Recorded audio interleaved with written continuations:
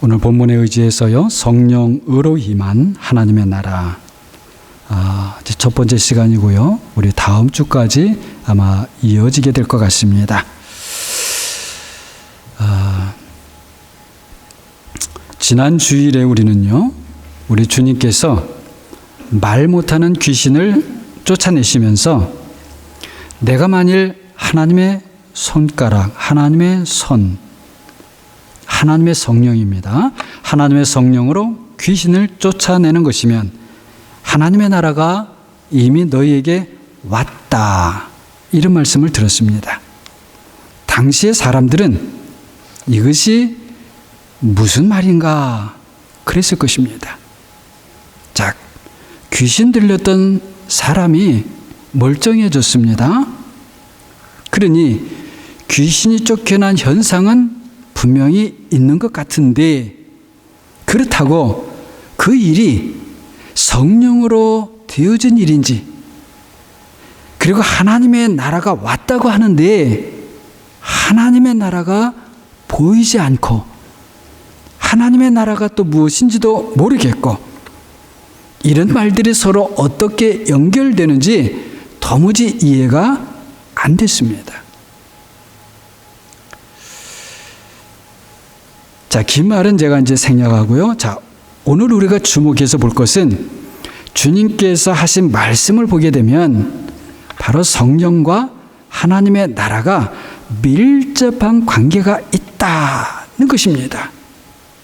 당연히 우리 주님과 하나님의 나라는 밀접한 관계가 있죠. 주님과 하나님의 나라의 관계를 한마디로 하게 되면 그 하나님의 나라의 왕, 킹, 그 왕이 누구신가? 바로 우리 주님 예수 그리스도셔요. 그렇기 때문에 우리 예수 그리스도, 우리 주님과 하나님의 나라의 이 관계는 뗄래야 뗄 수가 없는 것이죠. 그런데 제가 이제 말씀드리려고 하는 것은 그렇기 때문에 바로 성령과 하나님의 나라도 아주 밀접한 관계가 있다는 것입니다. 저는 이렇게 말씀을 드리고 싶은데요. 하나님 나라의 왕이 하나님의 아들 예수 그리스도이기 때문에 바로 하나님의 나라는 성령의 나라다. 이렇게 말씀을 드리고 싶습니다. 자, 그런데 여기서 중요한 것은 예수 그리스도를 믿는 우리가 하나님 아버지의 뜻을 따라 주님께서 약속하신 대로 바로 그 하나님의 성령을 받았다는 거예요. 그렇다면 이것이 무엇을 의미합니까? 성령과 함께 우리에게 하나님의 나라가 왔다는 거예요. 놀랍죠? 보이지도 않는데 말이죠. 하나님의 나라가 왔다는 거예요.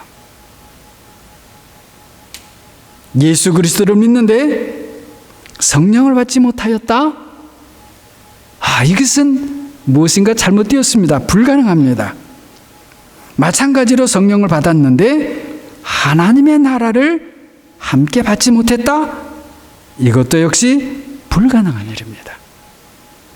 그래서 믿는 우리 모두는 예수를 믿는 그 순간 이중 국적자들이 되었어요. 하나는 우리가 캐나다에 살고 있으니까 캐나다 국적이겠죠?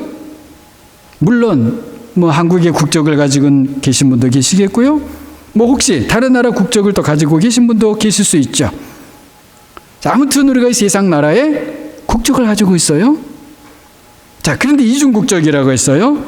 또 하나는 무엇일까요? 바로 하나님 나라의 국적을 가진 거예요.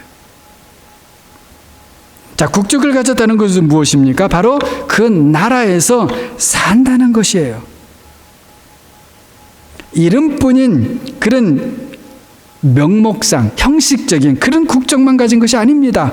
그냥 아닌데, 실제로는 아닌데 가진 것처럼 하자. 그것이 아니에요. 실제로 사는 겁니다. 그래서 하나님의 나라도 마찬가지라는 것입니다. 물론 우리는 내가 정말로 하나님의 나라에서 살고 있나? 잘 느끼지 못할 때가 있죠. 그리고 솔직히 말하면 그럴 때가 더 많을 수 있습니다. 물론 이 느낀다고 하는 것, 실제로 그렇게 내가 살고 있거나 느낀다는 것 중요하고 필요합니다. 그리고 느낌을 무시할 수 없습니다. 하지만 우리의 느낌이라는 것 때로는 맞기도 하지만 틀릴 때도 많고요. 그리고 한계가 많죠. 그럼 우리가 믿음으로 산다고 하는 것이 그렇다면 우리의 감정도 무시하고 느낌도 아랑곳하지 않고 그렇게 사는 것을 말하는 것인가? 그렇지 않습니다. 중요한 것은 무엇인가? 우리의 감정이 훈련을 받아야 된다는 것이에요. 하나님의 나라에 살려면 우리의 느낌이 그렇게 잘 훈련된 상황에서 우리의 느낌이 발생을 해야 하는 것입니다. 그렇기 때문에 믿음의 삶은 이렇게 말씀드릴 수 있습니다. 자, 믿음은 하나님의 말씀을 따르는 것이다. 그렇게 하나님의 말씀을 따르면 성령의 인도를 받게 된다. 성령의 인도를 받는다는 것은 우리의 생각과 감정과 느낌과 의지가 말씀을 따라 훈련을 받는 것이다. 이렇게 말씀을 드릴 수 있어요. 그렇기 때문에 성령을 따라 말씀의 훈련이 안 되어 있는 생각이나 그런 감정이나 그런 느낌을 따르면은 안 되고, 대신에 우리는 잘 훈련된 상태에서 생기는 그런 생각과 감정과 느낌을 말씀을 따라 그렇게 살아야 된다는 것입니다. 물론 그럴 때에도 교만하지 말고 우리는 늘 조심해야죠. 그래서 말씀처럼 선줄로 생각하는 자는 넘어질까 조심하라. 늘 기억해야 되는 것이죠.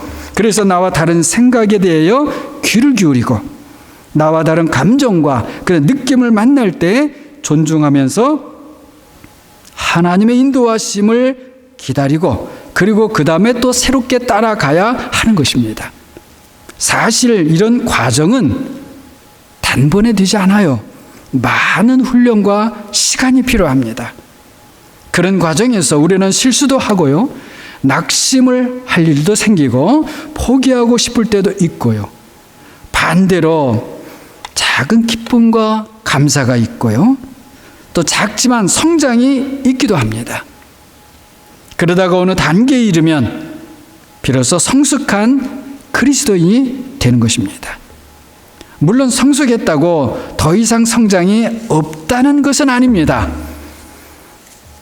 지난주 설교에도 말씀드렸습니다만 그리스도인의 성장은 그리스도의 장성한 분량에까지 이르는 것입니다.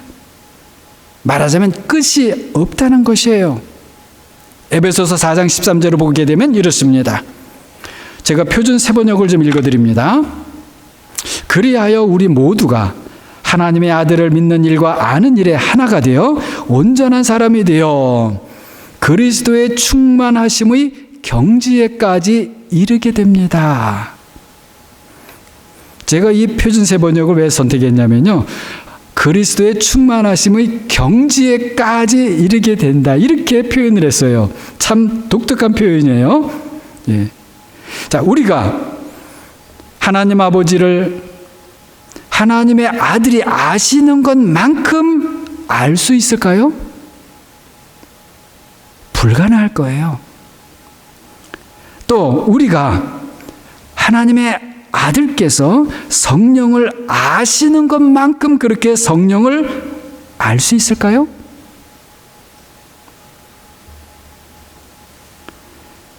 또 반대로 성령께서 그 하나님의 아들 예수 그리스도를 아시는 것만큼 우리가 그 하나님의 아들을 알 수 있을까요? 또 하나님 아버지께서 하나님의 아들을 아시고 하나님의 성령을 아시는 것만큼 그렇게 우리가 하나님의 아들을 알고 하나님의 성령을 알 수 있을까요? 이것은 불가능합니다. 그렇지만 그럼에도 불구하고 그렇게 믿는 일과 아는 일에 우리가 계속하여서 점점 하나가 되어서 온전한 사람이 되어 가는 것, 이것이 중요한 것입니다. 디모데전서 2장 4절에서요. 하나님은 모든 사람이 구원을 받으며 진리를 아는 데 이르기를 원하신다. 이렇게 말씀하시는데 이것이 다 같은 뜻입니다. 우리를 향한 하나님의 사랑이 얼마나 크고 놀라운지 몰라요. 자, 오늘 설교 본문으로 가보면 여기서도 주님께서 하나님의 나라를 말씀하셔요. 어떤 부모들이 자신의 아이들을 우리 주님께서, 예수님께서 만져주셨으면 하면서 그걸 바라면서 주님께 데리고 왔습니다. 그때 주님께서 이렇게 부모의 손에 이끌려온 어린 아이들을 가리키면서 하나님의 나라가 이런 어린 아이들 같은 사람들의 것이라고 말씀하셔요. 이런 어린 아이들의 것이라는 것이 아니고요. 이런 어린 아이들과 같은 사람들의 것이다. 이렇게 말씀하셔요. 그리고 17절을 보게 되면 누구든지 하나님의 나라를 어린아이와 같이 받아들이지 않는 자는 결단코 거기 들어가지 못한다. 이렇게 말씀하십니다. 자, 어린아이는 잘 모르지요. 단지 자신의 부모만을 믿고, 아는 것은 자신의 부모예요. 믿고 주님께 온 거예요. 우리도 마찬가지입니다.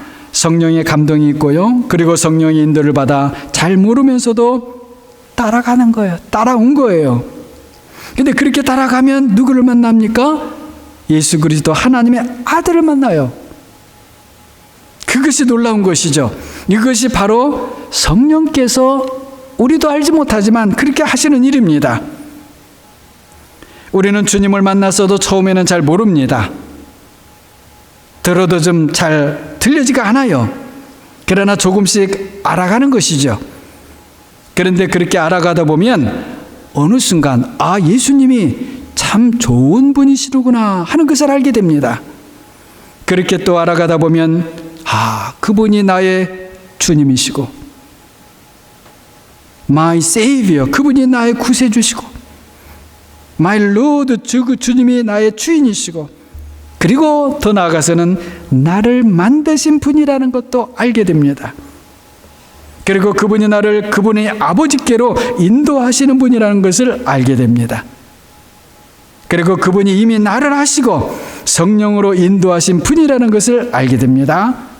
그분은 내가 그분을 알기 전부터 나를 아시는 분이었고 때가 되어 나를 부르신 분이시고 아버지께로 나를 인도하시기 위해 동행하는 친구가 되어주시는 분이시고 그 동행하는 길에서 여러 가지 힘들고 어려운 일을 만날 때마다 나를 도와주시고 구원하시는 그런 분이신 걸 알아가게 됩니다.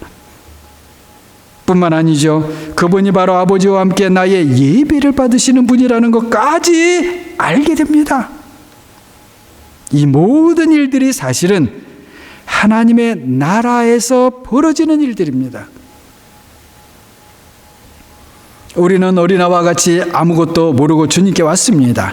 그때는 성령의 인도하심이었는지도 몰랐죠. 그때는 하나님의 나라가 무엇인지도 몰랐습니다. 그런데 주님을 만나면서 우리는 하나님의 나라를 받은 것이었고 우리도 모르게 그 하나님의 나라에 한 걸음 한 걸음 들어갔던 것입니다. 때가 되면 우리의 이중 국적 중에서 하나를 포기해야 할 때가 옵니다. 세상에서는 이중 국적, 삼중 국적이 가능할 수도 있죠. 그러나 하나님의 나라의 국적과 세상 나라의 국적은 결국에는 충돌합니다. 하나를 버려야만 할 때가 옵니다. 당연히 우리가 버려야 될 국적은 세상 나라 국적이죠.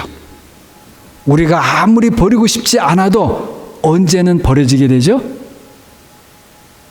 우리가 죽을 때는 다 버리게 돼요. 아니요, 빼앗기게 되는 거죠, 또. 아무튼, 그래서 초기 교회 그리스도인들은 이 세상에서 나그네로 살았습니다. 하나님 나라의 시민으로 살아야 했기 때문인 것이었죠. 그렇다고 제가 여러분에게 지금 우리 캐나다 국적 포기합시다, 이런 말씀 드리는 거 아닙니다. 한국 국적 포기합시다, 그런 것 아니에요. 영적 의미의 말씀을 드리는 것입니다. 우리의 몸은 세상에 속해 있습니다. 그래서 우리의 몸이 속한 나라의 법을 따라야 됩니다. 나는 이제 세상 나라의 법 필요 없어. 아니에요. 몸을 입고 있는 한은 따라야 돼요. 그러나 우리의 영은 이 세상 나라에 더 이상 속한 것이 아닙니다. 제가 몇 차례 걸쳐 말씀을 드렸는데요. 자, 천사는 몸이 없는 영이고, 반면에 우리는요, 몸이 있는 영인 거예요. 내가 영이라고요? 아니에요. 여러분 잘 생각해 보세요.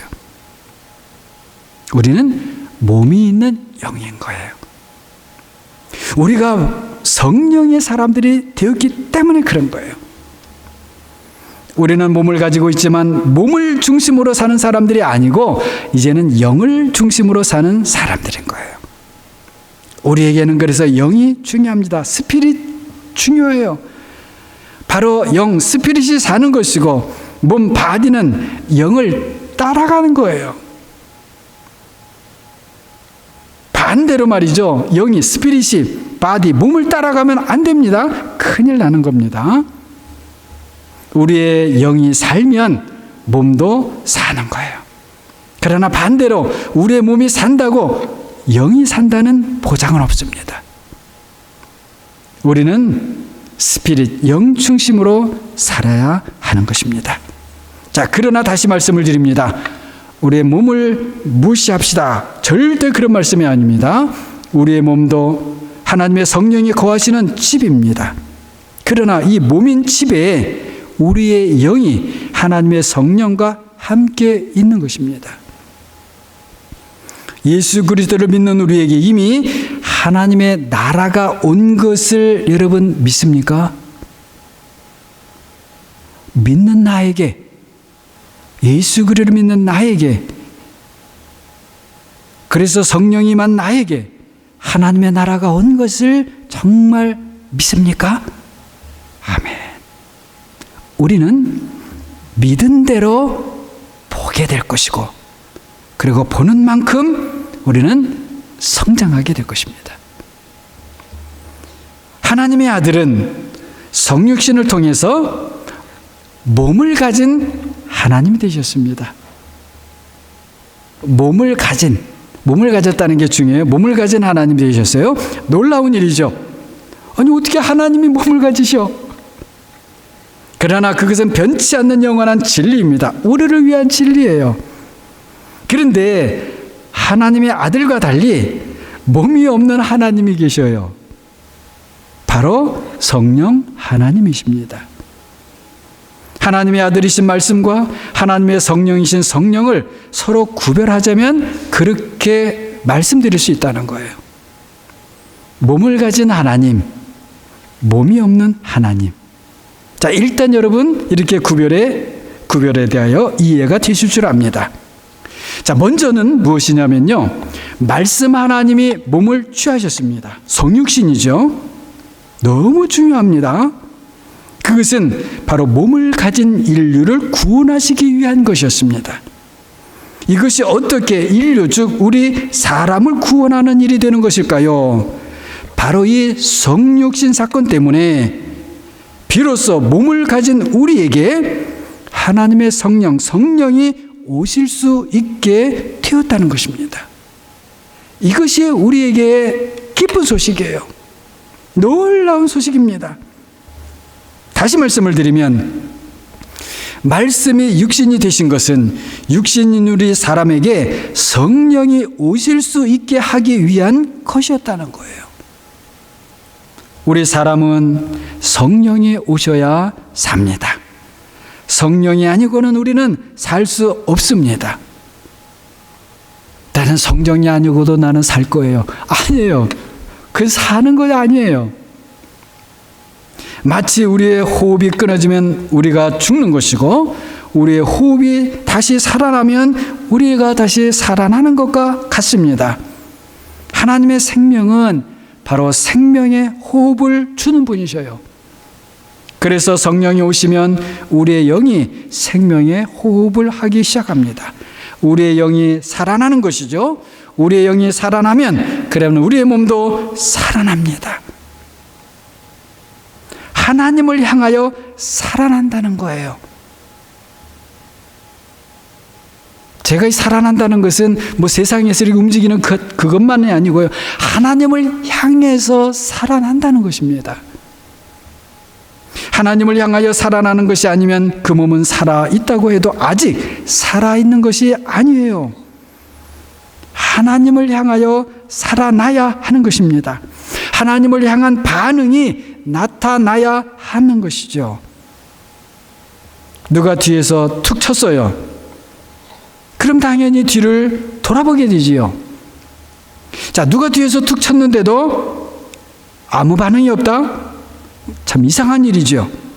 보통은 그럴 수 없습니다. 누군가 나를 툭 쳤다. 그것에 대하여 내가 반응한다. 그것은 내가 살아있다는 것이죠. 나를 툭 친 사람이 누구인지를 알기 때문에 뒤를 돌아보는 것이 아니에요.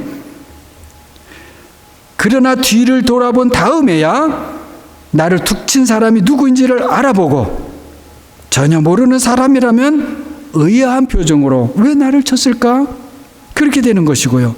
만일 잘 아는 친구라면 반가운 표정과 말과 태도가 나오겠죠. 우리의 영도 마찬가지입니다. 일단 하나님을 향하여 반응하게 됩니다. 그리고 하나님을 쳐다보게 됩니다. 세상과는 다른 분이라는 것을 알게 됩니다. 그분이 나를 만드신 분이라는 것을 알게 됩니다. 그리고 그분을 찬양하게 됩니다. 그리고 몸의 표현인 말과 언어 이전에, 그래서 이미 우리의 영이 하나님을 알아보는 거예요. 우리의 영이 알게 된 하나님이 먼저이고 그런 다음에 그것이 우리의 몸에까지 전달되어서 생각과 말과 언어가 되어 나오는 것입니다. 성령은 우리의 영에게 생명의 호흡을 주시고 우리의 영은 살아나서 영이신 하나님을 향하게 되는 것이죠. 그리고 영이신 하나님이 나의 영을 만드신 분이라는 것을 알게 됩니다. 그때야 비로소 나의 영은 안식을 얻게 됩니다. 나의 영이 안식, 레스트, 안식을 얻게 돼요. 창세기 3장을 보게 되면 아담과 이브가 죄를 지은 직후에 에덴 동산에서 거니시는 하나님의 소리를 들었습니다. 그의 영이 그때 살아 있었다는 것이죠. 그래서 영이신 하나님이 그들에게 무슨 말씀으로 나타나거나 무슨 어떤 것으로 나타나기도 전에 바로 그 에덴 동산에서 다니신다는 것을 알았던 것입니다. 영이 죽어 있는 사람은 하나님을 향하여 반응할 수가 없어요. 당연한 일입니다. 그러나 그 육신을 가진 사람에게 다시 하나님의 성령이 찾아오실 수 있는 길이 생겼다는 것이죠. 바로 그것은 예수 그리스도를 믿는 것입니다.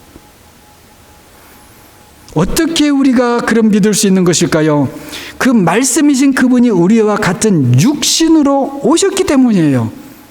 육신으로 오신 말씀을 믿는 것, 이것이 바로 하나님께서 우리에게 주신 최고 최상의 선물입니다. 만일에 실제로 육신으로 오신 일이 없다면 여러분 어느 누가 기록을 할 수 있겠어요? 복음서라는 것은 있을 수가 없었겠죠. 우리는 여전히 그 말씀을, 하나님의 아들을 알지 못했을 것입니다. 자, 아무튼 그렇게 성육신 이전 세대에도 하나님은 말씀하셨습니다. 그러나 그때는 믿기가 어려웠습니다. 자, 그렇다면 여러분 이렇게 반문할 수 있겠습니다. 하나님은 왜 사람들에게 먼저 어려운 방법을 선택하셨을까? 처음부터 말씀이 성육신 하셨다면 훨씬 좋았을 것이 아닌가? 이렇게 물을 수 있어요. 그러나 아닙니다. 우리 사람은 단계가 필요합니다. 우리의 타락이 그만큼 심각한 것이었고 또 우리 사람은 1단계, 2단계, 3단계 이런 식으로 성장하지 않으면 안 되기 때문인 것이에요. 오히려 한 단계 한 단계 우리 사람을 성장시키고 인도하시는 데에는 우리 입장에서가 아니고 오히려 하나님의 입장에서 훨씬 더 큰 인내가 필요하셨고요. 오래 참으시는 것이 필요합니다. 연약한 우리 때문에 사실은 시간이 필요했던 것이고 그래서 긴 우리 인류의 역사를 보게 되면은요, 자연 계시의 단계가 있고 율법 계시의 단계가 있고 선지자 계시의 단계가 있고 그리고 침묵의 단계가 있고요. 그리고 마침내 성육신의 단계가 그렇게 필요하셨던 것이에요. 몸을 취하신 말씀 때문에 성령께서 우리를 자신의 몸으로 취하시는 것이 가능하게 되었습니다. 그래서 성령께서 우리에게 오셨습니다. 그리고 우리를 하나님의 성령의 거처로 만드시고 우리 안에 거하시면서 우리를 말씀의 몸으로 만들고 계십니다. 놀라운 하나님의 은혜입니다. 여기에는 우리를 위한 한량없는 하나님의 인내가 필요하고, 말씀드렸듯이 하나님의 오래 참으심이 필요하고, 하나님의 기다리심과 섬세하심과 능력과 지혜가 필요한 일입니다. 그래도 하나님은 그 하나님의 일을 우리를 위해서 이루어 나가실 것입니다. 하나님은 우리와 같은 사람이 아니시기 때문이에요. 우리는 제대로 잘 못 참지요. 우리는 능력도 없지요. 우리는 지혜도 부족하지요. 그러나 하나님은 우리의 사랑과 같지 않으십니다. 사도 바울은 이런 하나님을 잘 알았고, 그래서 빌립보서 1장 6절에서 이렇게 고백하는 것이죠. 너희 안에서 착한 일을 시작하신 이가 그리스도 예수의 날까지 이루실 줄을 우리는 확신하노라. 우리는 확신하노라. 복수를 썼다는 것도 좀 상당히 주목해 보아야 될 필요가 있어요. 바울 혼자만이 아니고 그런 동일한 믿음을 가졌던 사람들이 여럿이 있었던 거예요. 자, 우리 안에서 착한 일을 시작하신 성령 하나님께서 그리스도의 몸을 온전히 만들어 가실 것입니다. 하나님 아버지의 뜻이 우리 안에서 이루어져 갈 것입니다. 그래서 하나님의 뜻이 하늘에서처럼 이 땅에서도 이루어지게 될 것입니다. 로마서 14장 17절은 이렇게 말씀합니다. 하나님의 나라는 먹는 것과 마시는 것이 아니요 오직 성령 안에서 의와 평강과 희락이라. 자, 제가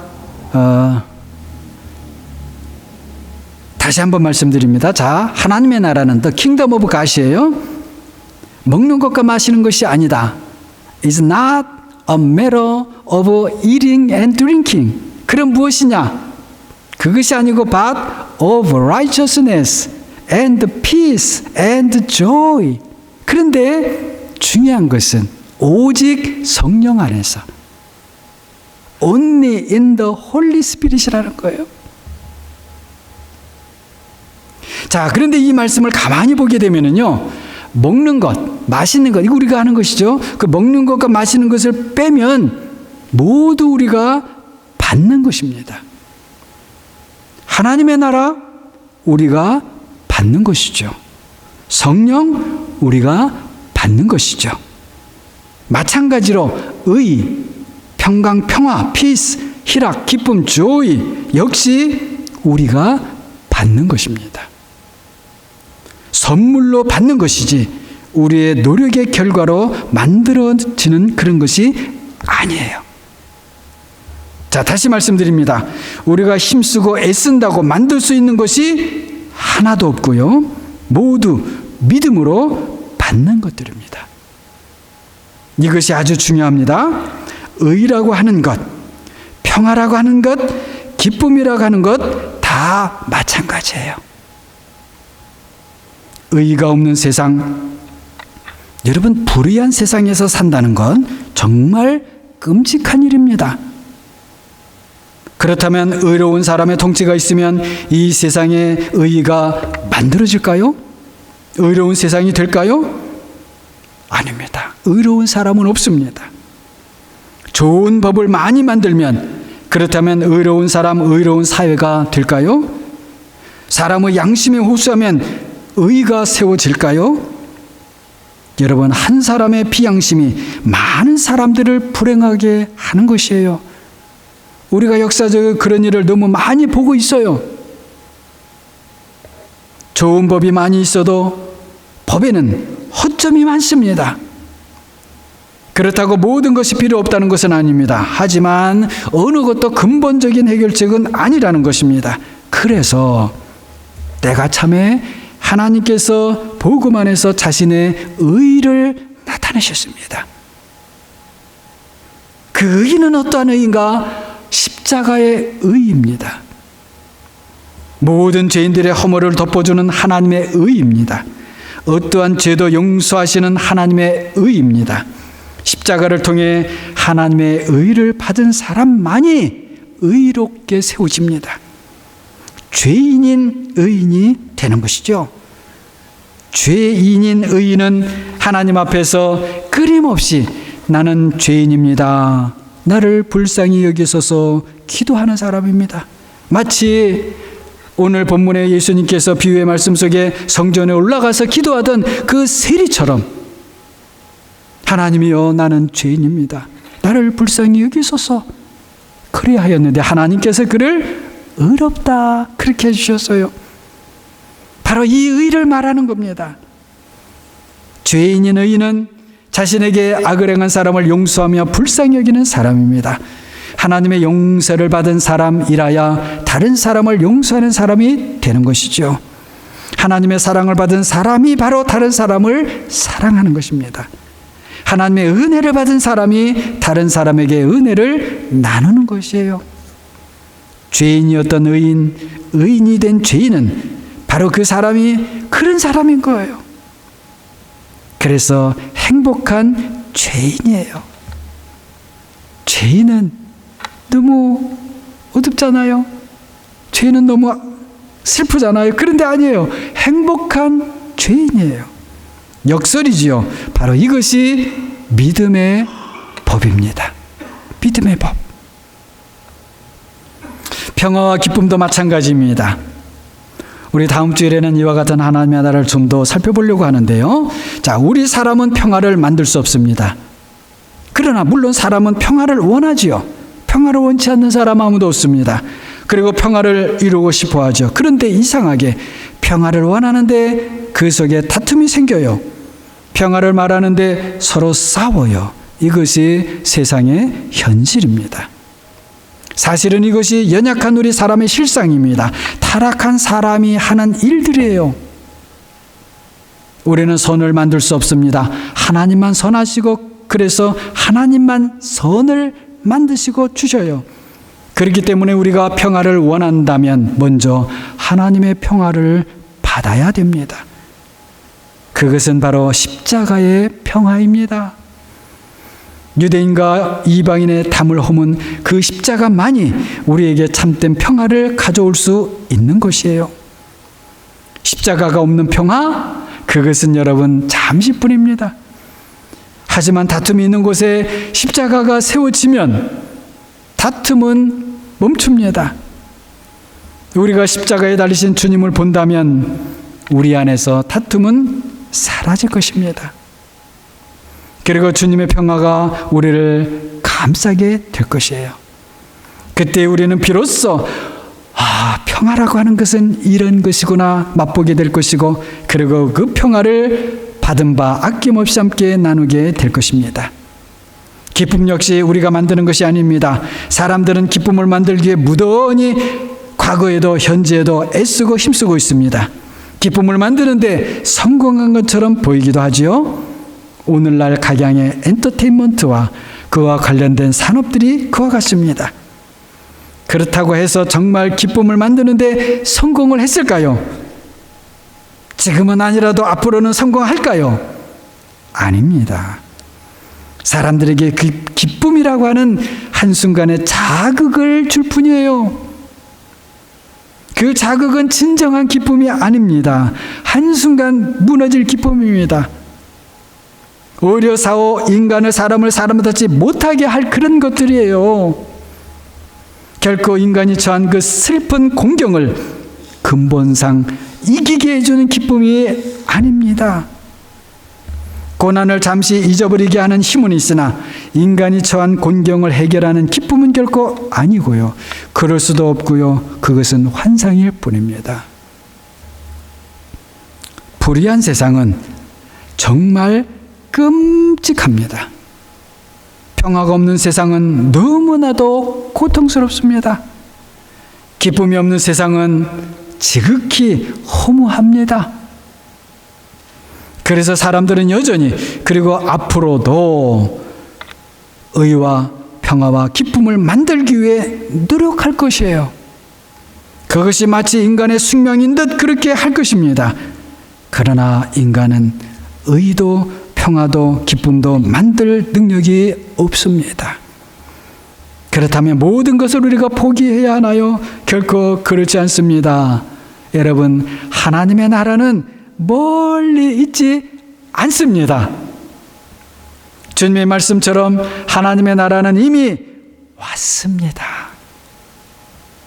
약속하신 것처럼 성령으로 하나님의 나라는 이미 우리 안에, 내 안에, 여러분 안에 왔습니다. 그리고 우리는 성령으로 하나님의 나라로 들어갔습니다. 하나님의 나라는 내가 죽고 내 안에서 그리스도께서 살아나시는 나라입니다. 그래서 내가 그리스도와 함께 다시 일어나는 곳입니다. 우리는 이미 그리스도와 함께 하늘에 앉혀졌습니다. 그래서 우리는 이 세상에서 나그네로 사는 것이 더 이상 두렵지 않습니다. 우리의 영이 살아났고 우리의 몸도 그와 같이 살게 될 것입니다. 우리의 이 옛몸이 낡아지는 것이 두렵지 않습니다. 우리의 옛몸이 약해져 가면 갈수록 우리가 받을 부활의 새 몸을 더욱 간절히 기대하기 때문입니다. 제가 여러분 무슨 지금 이상한 말을 하는 것처럼 절대 그렇게 생각하지 마시기 바랍니다. 우리가 이미 믿고 있고 알고 있는 것들을 말씀드리고 있는 것입니다. 성령으로 이미 하나님의 나라가 우리 안에, 내 안에 임한 것을 믿으시기 바랍니다. 믿는 사람이 볼 것이고 보는 사람은 보는 만큼 하나님의 나라를 누리며 그 안에서 성장해 갈 것입니다.